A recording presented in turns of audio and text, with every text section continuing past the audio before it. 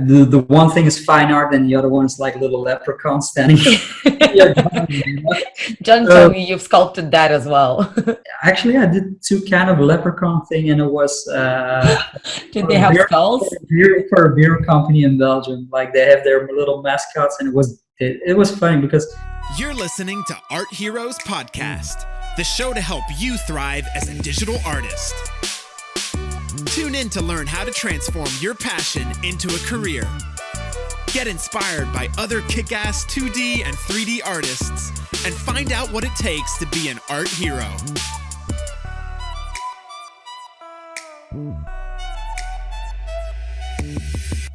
Hi everyone, my name is Maria JD and I'm your host at Art Heroes Podcast, and it's a show about day-to-day life of digital artists and about opportunities in digital art, with the final goal of making you a better professional and bringing more business and work opportunities closer to you.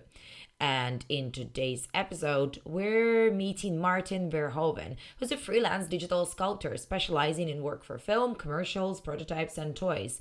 But the interesting thing is that Maarten is fascinated about 3D printing, so we'll take a deep dive into it and in how it connects with sculpting. We're on air. Okay, hi Maarten. Thank you so much for coming on the show. Guys, for those of you who haven't seen Maarten's face, I guess 99.99%, we're having Maarten Verhoeven, and Maarten is live with us from Belgium, and it's getting pretty late, but it's amazing to have you. Hi Maarten. hey, how you doing? Yeah, doing fine. And I guess we've got a lot of ground to cover today, and I'm pretty excited to have you because Maarten is, well, you definitely do have a name, and I think you're pretty well known for your style, very explicit style of sculpting, but also I know you for the fact that, you like specifically, as I said, almost ultra specialize on sculpting. At least that's what people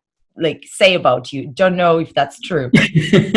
Like you only do fun part. That's what I try to do. Only the fun parts. Like quite often, companies try to slip something else to me, and I'm like, no. Like I'm not comfortable doing that stuff. But I always have to, let's say, convince companies that sculpting is, let's say, my pure good thing, and like just invest a tiny bit more time and money in me, and then you're better along. Yeah, perfect. That's perfect. What's some other stuff that companies try to slip in? It's normal stuff. Like people first approach me like a generalist, and then I'll try to explain like I'm not completely a generalist. Like I know my sculpting bit and the anatomy and everything, and then that's my specialty. And I'm also pretty fast in making digital maquettes or digital sculpts. So let's say in a day's time, I can present a few things to present to them as concept art, concept sculpts. And like later along, let's say when they push everything through the pipeline, once I take it from concept to the high res, then after the high res, they're like, oh, but Maarten, can you also do some textures and some baking of the maps? And I'm like, no, that wasn't in the contract, guys. Like, sorry. And that's the thing that they try to slip in, because they're like, oh yeah, okay, we're happy with where this thing is going. Like, can you finish up everything before you give it? No, like I'm a technical idiot on that. Perfect. So Maarten, can you please maybe walk me through your story? How did this happen? How did your career develop that now you can pretty much afford being specialized on sculpting, because so many people want to do sculpting for a living and they're fascinated by sculpting. This is because this is something that artists really want to do. So how did this happen to you? I would say two things, like hard work, that's the one thing, but also sheer luck. The thing is, like when I picked up sculpting was roughly 10 years ago, like let's say 11 years ago. I was working in a day job in a post-production company, and I was doing, let's say, most of the time After Effects and motion graphics. And I had it, like, I picked up ZBrush, like I saw a few pictures of it online. I was like, what is this thing? Like, it looks like 3D, but not like 3D, because there are like a bunch of details in there and it feels very organically and not like box modeling like a lot of people were doing back then, because I had let's say, an animation education way before. And then I was doing box modeling. And the thing was, like, during that period that I saw a lot of pictures popping up, and I knew the program. Like I went on a trip to New York, and in a bookstore actually bought a book. It's somewhere on my shelves here, but I bought a book of ZBrush, and I ran through it from the beginning to the end like a hard copy, because that's the thing that I like, books. And then I started posting up some stuff in ZBrush Central. It got received pretty well from the beginning, like by certain people. And then at a certain moment, they picked me up also for the beta from Pixelogic. So I knew a lot more insight on the software. And let's say in that period, like in a year's time, when I was learning the program, I also got a few small job offers, and I went to my previous boss and I asked him, like, could I do some freelancing spare time or on the side? And he was like, no, if you want to be a freelancer, do it whole way or don't do it at all. And I was like, okay. So I quit that job. Okay, thank you for the sign. Yeah, I didn't know, but I did something very stupid, maybe in hindsight, but maybe I'm still doing it after 10 years. Like I quit my day job and I started jumping in the whole freelancing thing with actually one job offer. And that one job offer could provide me for money for one day. It's like, yeah, but it's totally crazy, I know. But like from there on, like things picked up slowly.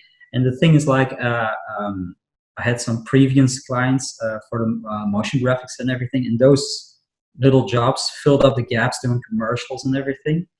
And like over time, more and more 3D people picked up my stuff, and like on the forums and on CG Hub back then, and I built up my portfolio because I was sculpting all the time and was having so much fun, because that was for me the biggest thing, like having fun and having also. As a freelancer in the beginning, like when I didn't have a paid job, I was sculpting all day long. Like I was practicing, I was studying anatomy, I was going through the whole rhythm just to be a good sculptor. And I wasn't interested in any of the technical stuff, and that's maybe let's say my handicap now, a tiny bit, because but I was like focusing on sculpting the whole way, and since I was a child, like I was fascinated by creatures and monsters, and the whole thing like came together. And 10 years further along the line, like I'm still doing it, you know? So slowly but surely, all the other jobs got replaced, all the other freelancing gigs got replaced with sculpting gigs. Yeah. Is that the case? Yeah, that's the case. And also like being able to go to events like ZBrush Summits and other festivals, like being able to talk to people. Like it might sound weird, but like I was let's say a freelance digital sculptor for 5 years before I even met somebody physically who did the same thing than I did. When I went to the ZBrush Summit the first time, then I actually saw somebody. I knew people online, right?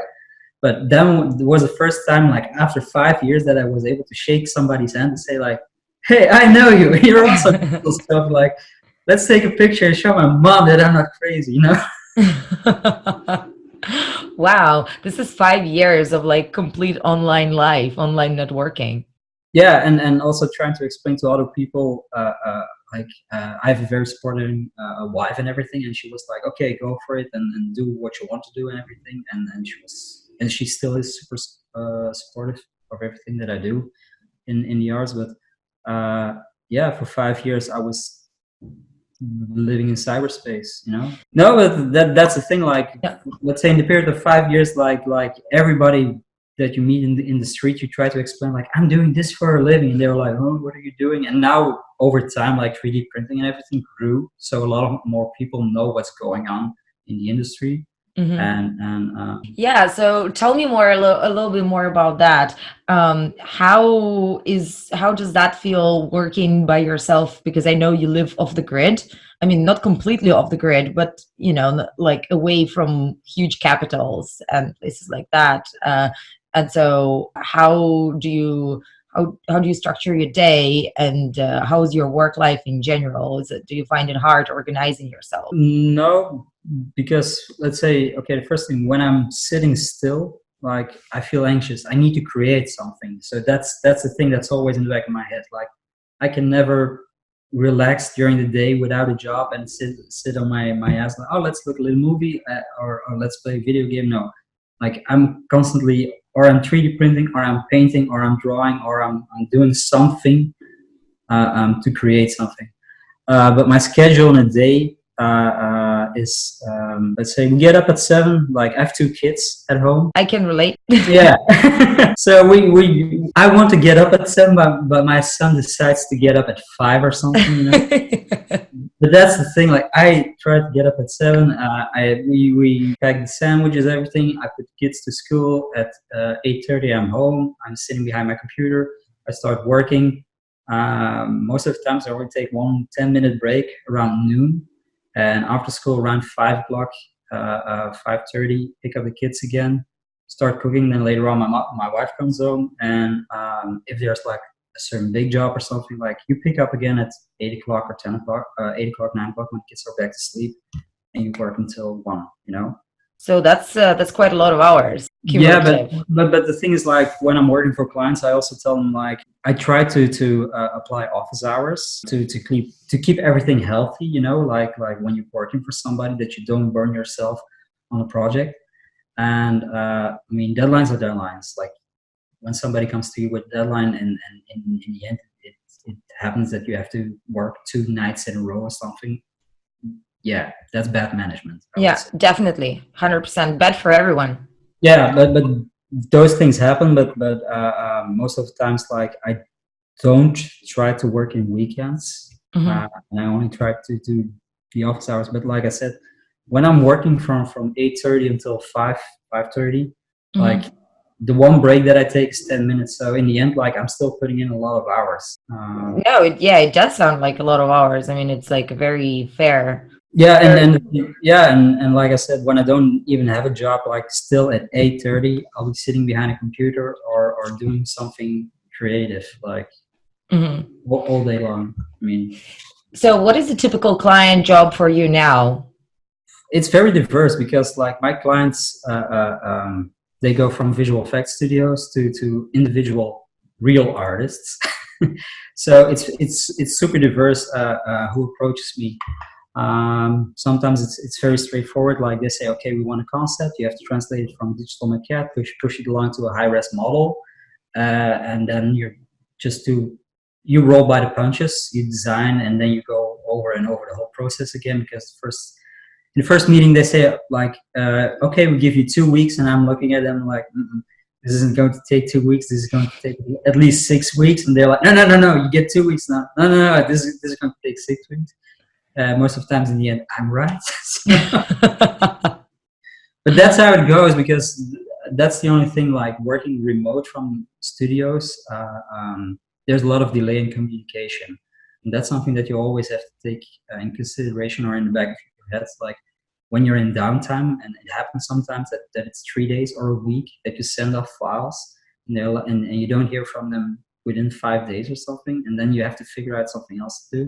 So most of the times, like I have 2-3 small projects running in the background and one bigger thing. But those smaller projects aren't very important. I mean, they're important, but the deadlines aren't so harsh. It's most of the time like somebody who needs something in a few months' time, or it's like more like a private commission or something.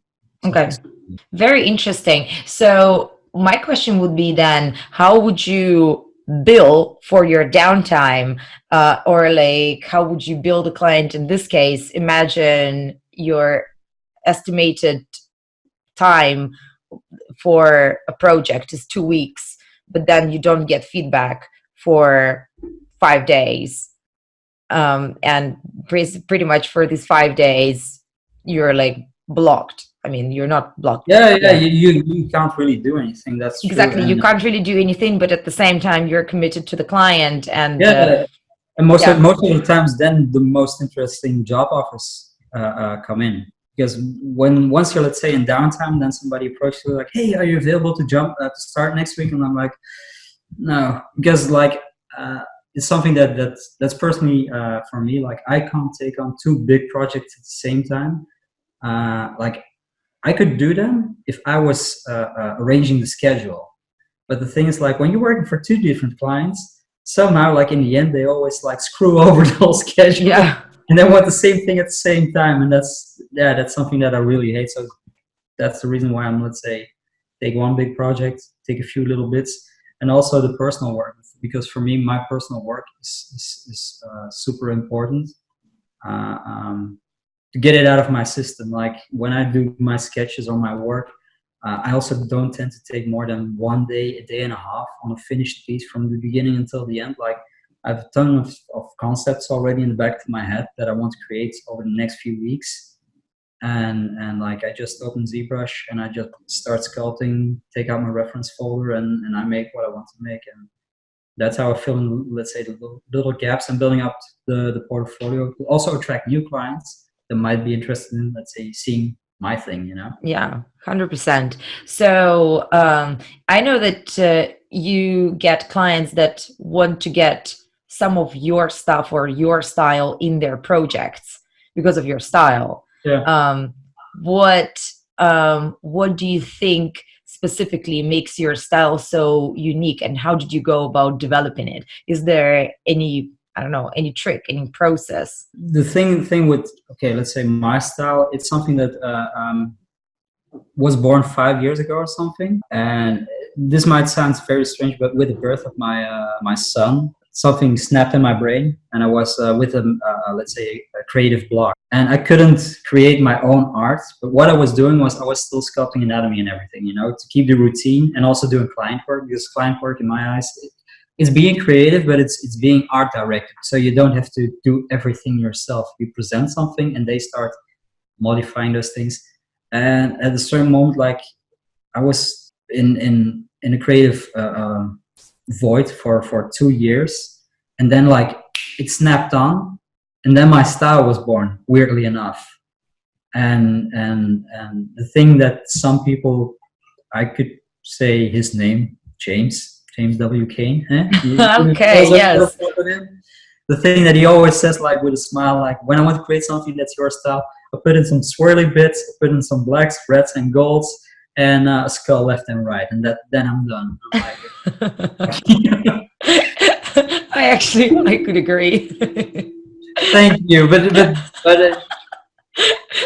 that's no what offense. he does. No, but that's what he always does. Like when I sculpt something huge for somebody, he's like, "Where's the skull? Show me the skull." And I'm like, "There's no skull in there." But it's something that's grew over the years, and it's just by being influenced by many artists that you grew up with. Like I can't deny that I've been influenced by certain sculptors or painters or even visual effects artists, you know. And it's like an amalgamation of everything that you saw, and at a certain point, like it's at the right moment, like it all clicked together, and then it started growing. And I don't have to think about those things also. Like most of the times when I do my personal work, I just put on some music and the shapes flow out. It's super organically. Like I don't sketch anything on paper or anything. Like it's just starting with a sphere, pulling out the shapes, and it just comes. Wow. Super interesting. So, do you know of any projects? Do you remember of any projects that use your work that, you know, like now went into like production or somewhere? 3D print, not with my personal style, but I've done a lot of things for toys and collectibles and everything. Let's say with the personal style is what happens quite often is that people make, let's say, a Frankenstein thing. I would call it a Frankenstein thing. Like they see my art gallery and they start photo bashing something together, and they say like, "Hey, we made something beautiful. Look at this. Can you sculpt this for us?" And I'm like, no, that head doesn't need to be on that body, and you know, like just ask me to design something new for you, and I would do it with fun. I mean, but so yeah. Are you saying that they pretend to make something similar to your style ish and like sell it to you? They kid bash something and they're like, "Here, look at this, like you're the perfect guy to do this because we need some reference of the stuff that you do." And I'm like, okay, just give me a brief on paper and I will fill in the gaps. That would be more fun for me to do than to resculpt something. Yeah. But the thing, like, I do a lot of personal stuff with my personal style, but I don't feel that I'm too good to do something else, you know? Like if somebody approaches me with an idea, and even if it's like something very simple, and I think that's an interesting project, chances are be that I'll take it on to do.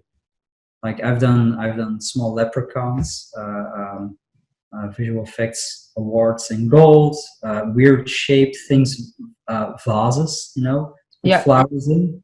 But for me, it's more about creating something, putting something physical in the world, or being able to help somebody translate their ideas.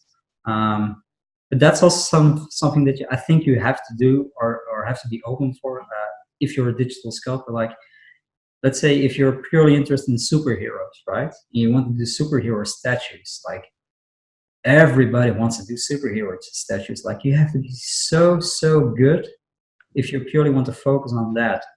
And in the end, like the industry, in my eyes, like there are only a few, let's say they're top tier, and everybody wants to break into that thing, and it's practically impossible because except, let's say, not except, outside of talent, you also need to have the connections to have certain to get certain jobs, and yeah, that's why I'm saying, like, even when you're purely interested in doing the superhero stuff, try to be very diverse. Try it on a professional way, like. So that's why you sometimes get like vases to put flowers in. Yeah, but it started very funny because I was like giving a kind of a workshop thing to a girl that was working in the company, and she was actually making mannequins for to put clothes on, but she was sculpting those things in clay, and it took her a long time. And they approached me like, could we do this digital? Could we print those mannequins? And I gave, let's say, sort of a workshop there, and I was talking to the owner, and he was like, yeah, but we want to do some special things for interiors, like vases and chandeliers and this and that. And he was like, are you interested? And he was like, is there a budget? Like, and he was like, yeah, like we can give you this amount of money to work on something. Could you give us examples? And I was like, sure. Like, show me some images of what you want to see, and I can help you out.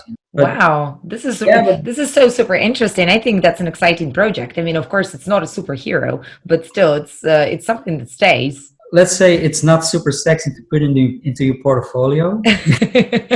Maybe not an art station. It's an art station where you put up a lot of vases. Like, okay, it doesn't have boobs or fangs or something. Like, no, it doesn't. It isn't going to click with the public. Doesn't have skulls either. It doesn't have skulls, or maybe some gold bits or swirly bits. But I mean, in the end, like, those things are also super interesting to do. Also, the thing that you do by doing this thing is also studying art and history. Because when you generate something for somebody, like, is it a statue or is it a vase? Like, you start looking at Art Deco or Nouveau, different styles. You go through the whole history. That's what I do, I try to jump into the whole thing and try to figure out, like, okay, you want something that's looking like that, and I just go into arts and into books and everything, and I start looking at shapes and try to understand the language that people have used to translate their ideas, and then I try to apply it to help out my client. That is so interesting, like, knowing that a guy like you actually also makes something that is not monsters. Oh, that's quite often a surprise, I know. That is quite often a surprise. That is definitely a surprise here. No, but like, you have to be flexible, and it's the same thing. Like, it's super funny when people only know my work, and the first time when they meet me, you get the weirdest reactions, like, oh, I didn't thought you were like jolly or something, Like, I thought you had long hair and you were like depressed all the time. Yeah, some people call me depressed, but no, you're not depressed all the time, I know. Not all the time. No, not all the time. Doesn't fit the national stereotype. No, but that, I mean. No, but coming back to the sculpting thing, is, I think the other interesting part of it is that, as you said, this whole bit of the profession is frequently forgotten, because people just talk about, like, sculpting collectibles or toys or like superhero stuff. But I think this is a perfect example of what else can be done with digital sculpting, and kind of maybe a little bit easier way to break through for somebody who's starting. Yeah, the only trick, or the hardest part, is to convince people that are able to do it digitally, because a lot of people, when they approach you, they don't know anything, and you have to also explain the process on 3D printing, what possibilities are and everything. And that's actually the hardest thing. But the thing is, like, I truly believe there's an industry there, and you get some interesting projects. But you have to find the right people that are, let's say, taking the leap, jumping forward, and trying to apply new technologies. Because quite often I also come in contact with classical artists that play around with clay and everything. And when you say, like, I sculpt this on a computer, like, it goes totally over their heads. And it's not up to me to explain them, like, this is better. Like, no, like, this is a different solution, how you can get maybe an easier output to the thing that you want to create. Because you're running into obstacles every time, again and again. And going digital, you can save out different versions. You can go back and forth. You can modify. You can do small test prints, then go big. In seeing, like, you can do more variations on the same subject. And in the beginning, it's more expensive for them.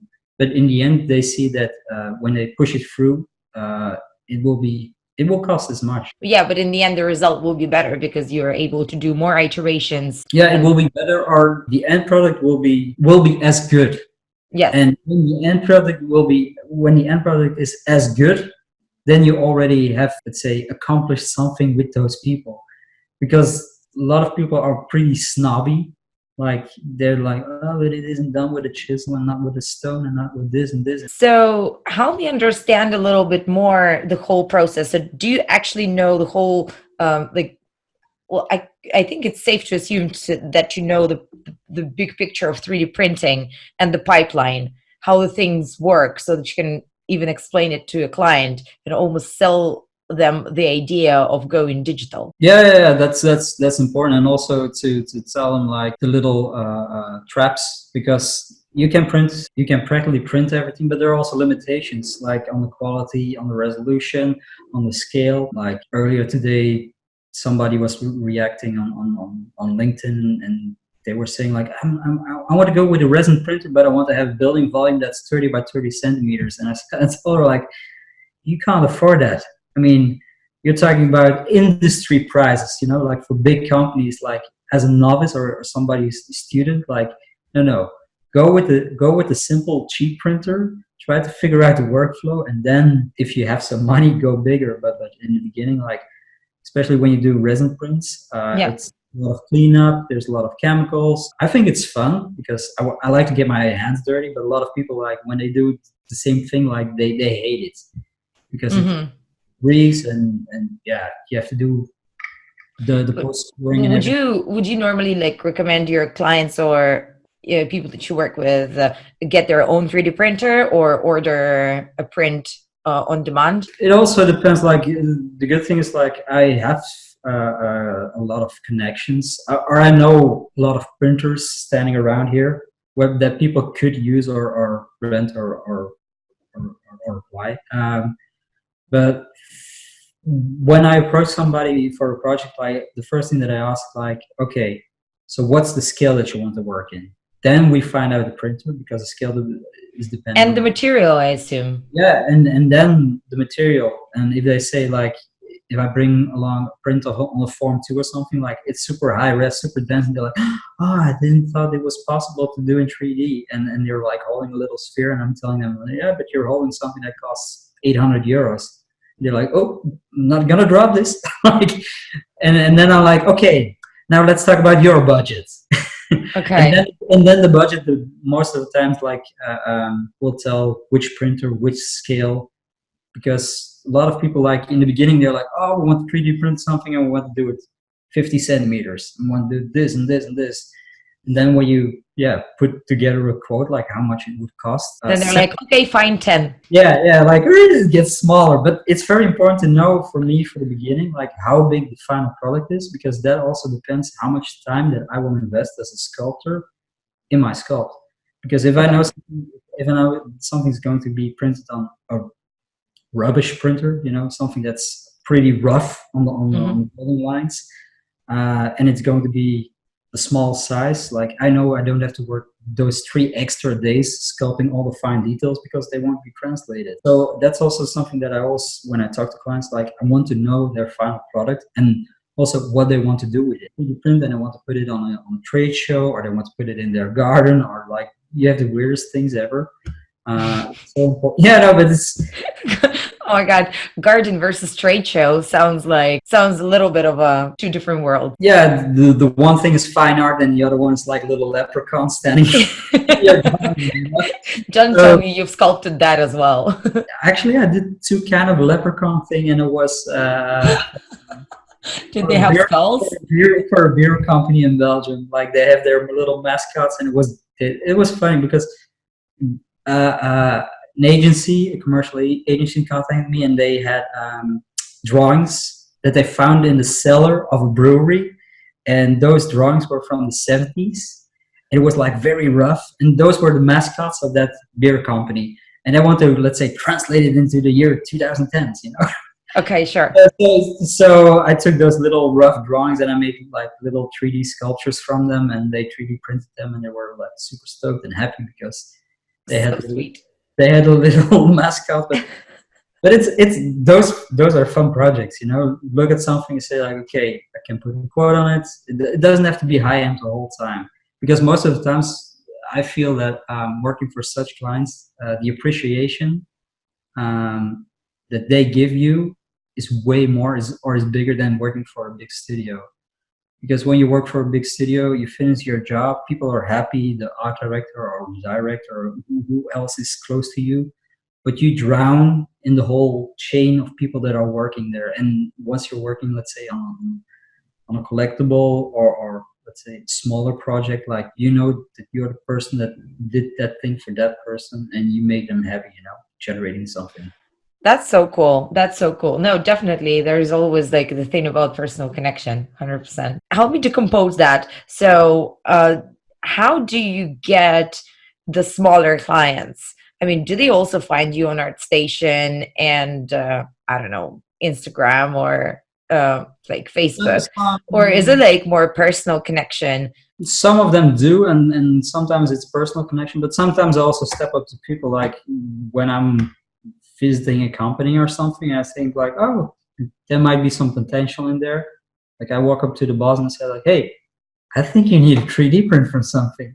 So who are you and what do you do? And I'm like, oh yeah, I'm an artist. And you start just talking, and or other people introduce you, and then it's like more a word of mouth thing that goes on, because you did something for that company, somebody else sees it that visits that company, and they're like, oh, that was cool, that was interesting, and then the ball starts rolling. And the thing that I also try to do, but it's pretty hard, is also contacting companies that sell 3D printers, because everybody's buying 3D printers, but at a certain moment of time when you bought your 3D printer, you have printed everything that you can get for free online, right?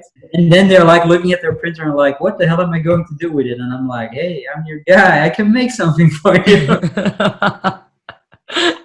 That is cool. That is cool, definitely. So very, very, very interesting. And how did you learn so much about 3D printers? Is it just like your secret passion? I was always interested in 3D printing, and I was working, let's say, I was doing stuff for toys and collectibles for, let's say, 8-9 years or something. And I was always thinking on getting a 3D printer, and then during Sculpt Off, like, hey, I won one. And that infueled my whole passion, because like everybody was telling me like, yeah, it's super hard to figure out everything, and somehow it also felt like second nature, like how sculpting feels. Printing, like when I sculpt something, I know like when I sculpt this, I edit this, cut this, I can put it on a building platform, and it will come out like I sculpted it. Like I haven't had any real surprise that I was sculpting something and then I saw it and I was like, oh no, this isn't working, you know. And that's actually the thing that triggered my passion for 3D printing. And also, like, it took a lot of years in the Benelux, or let's say this part of Europe, and it's the central part of Europe. Thank you for a reminder. No, but it's like I'm I'm not sitting in the mountains in a little hut or something. You know, I'm close to Antwerp, close to Brussels and Amsterdam. But it took some time before people really took up the printing and see if, what you can do with it. except printing little keychains with your names on it. Yeah. Because that's what most companies over here offer as what you can get if you want something done. Yeah, but if you don't have the skill to make something, to create something from scratch, that's, I guess, that's where your limitations are. Yeah, that's the thing. Print a little keychain, you generate a bunch of trash. Yeah, but that's the thing that a lot of those people are running into, and like that's the potential client base that I'm also aiming at. Not directly, but Yeah. it's also an interesting income. And if you can get 1 or 2 clients every month like that, and it's only like a few days that you can fill in again, like it's filling in all the little pockets in between bigger assignments. So Okay. Now, actually, it all starts making sense with the smaller projects and the bigger projects like coming in together in your schedule.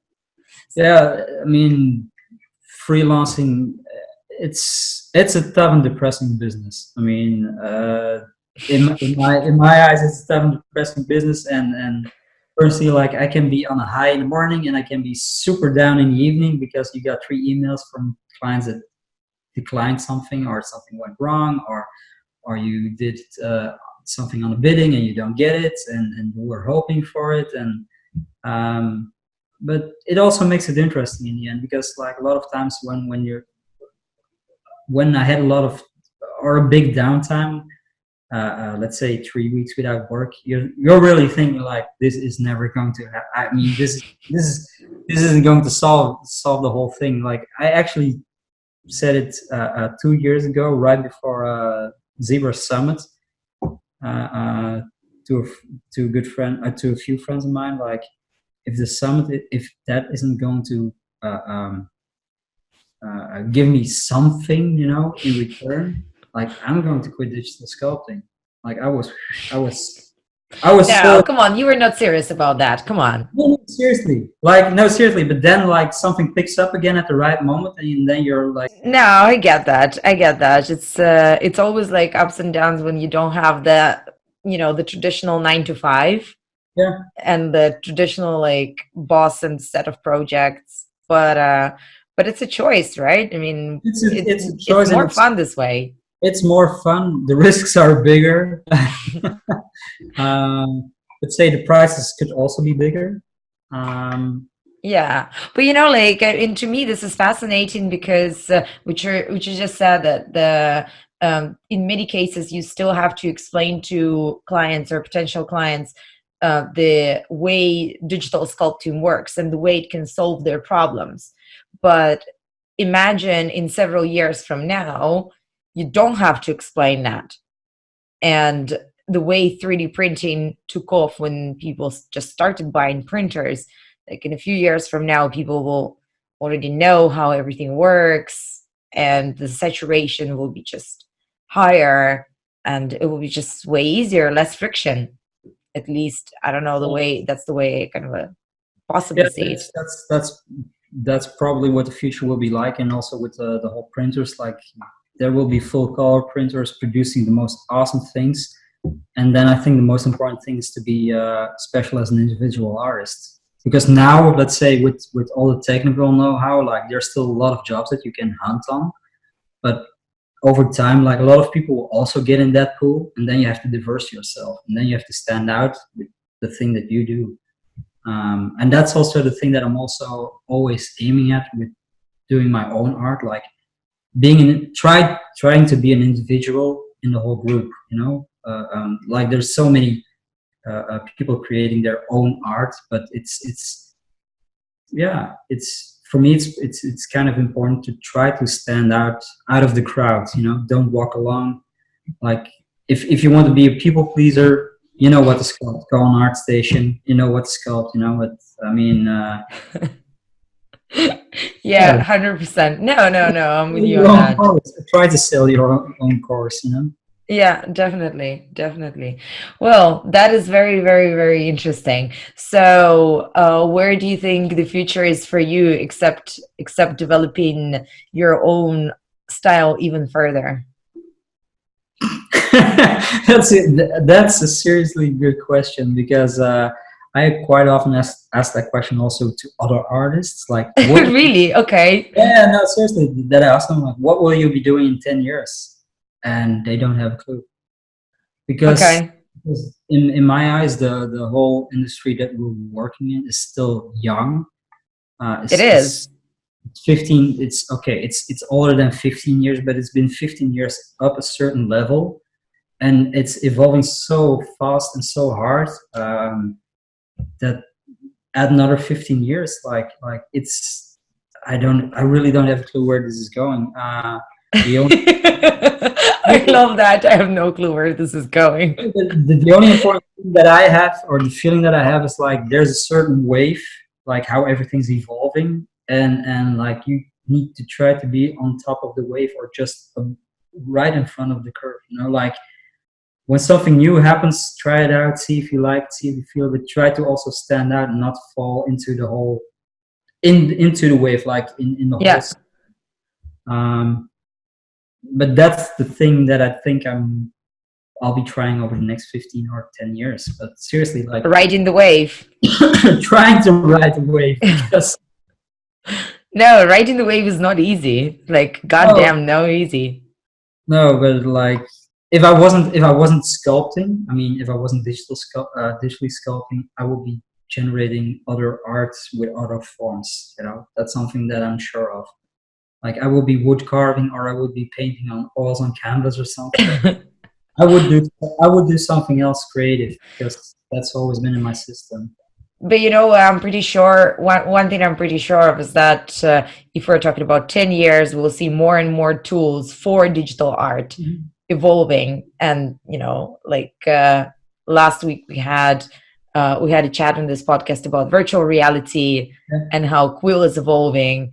And this is just one of the examples, but there will be so many more tools, and I can't yet envision that. I completely agree. And the thing, like, okay, let's talk about virtual reality. Like, I've had a little workshop into the virtual world. I mean, I was at home and everything to play with, and it's fun. But I had like a workshop doing digital sculpting in VR, and the thing was, like, I was moving around and the things weren't working, like ZBrush, and I was like, "Arr!" And I was like, shit, like I'm already turning into an old grumpy man, like I don't follow with the technology.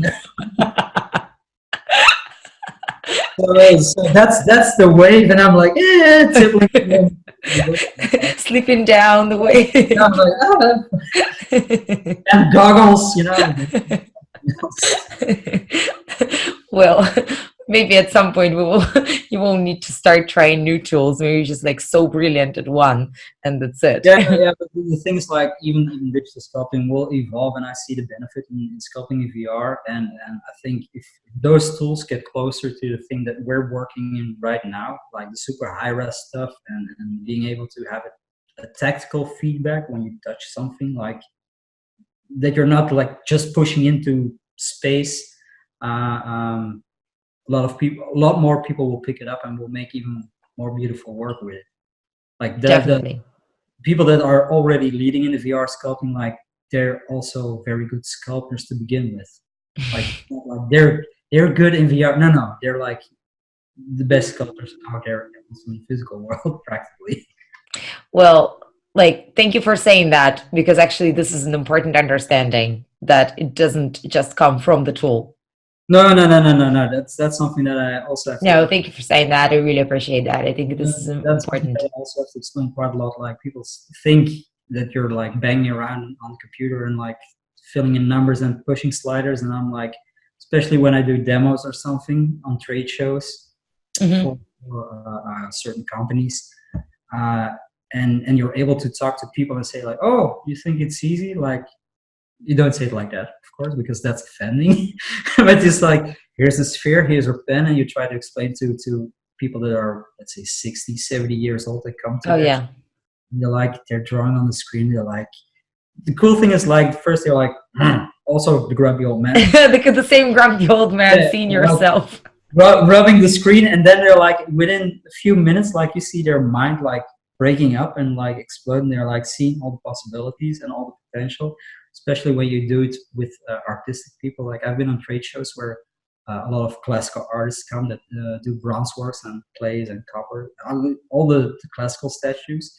And then you show them the digital, and also by giving them a chance to play around with that medium, let's say the people that are still open for it, they see the potential into it, because they also see like, oh, this is just a tool. Like it isn't all presets, and it isn't all like you can pull it up and you can kit bash it. Yeah, you can do it, but you also see it quite often that it's like pushed together, and if it's not, let's say, originally sculpted.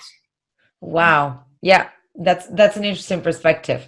Maarten, look, we're actually just about to run out of time, so I'm gonna switch to the traditional Q&A that I'll remind you is 10 questions. Okay. You've got one word up to one sentence to reply each one, and then I let you be. 100%. So let me start with the first one. What's your favorite place in the world? Oh, come on.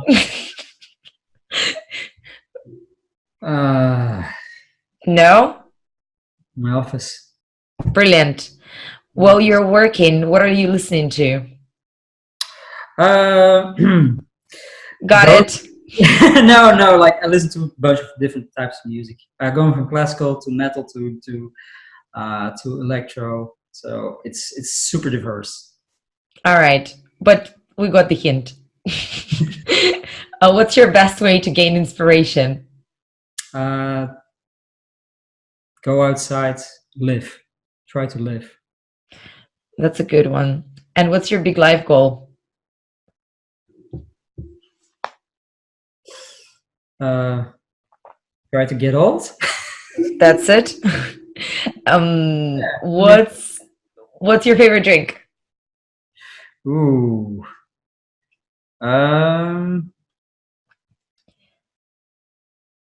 Dark Belgian beers. And coffee. And coffee. Okay.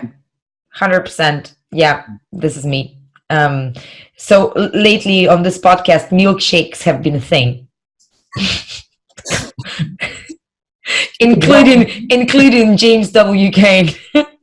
Was it a pink milkshake? I'll ask him next time. You should. He'll be cracking up. Just to make sure. He'll be cracking up. Okay, I will make sure I'll ask him. All right, what's the first thing that you do in the morning? Take a shower. Important. We've spoken about this one, but you can repeat it again. What's your backup career?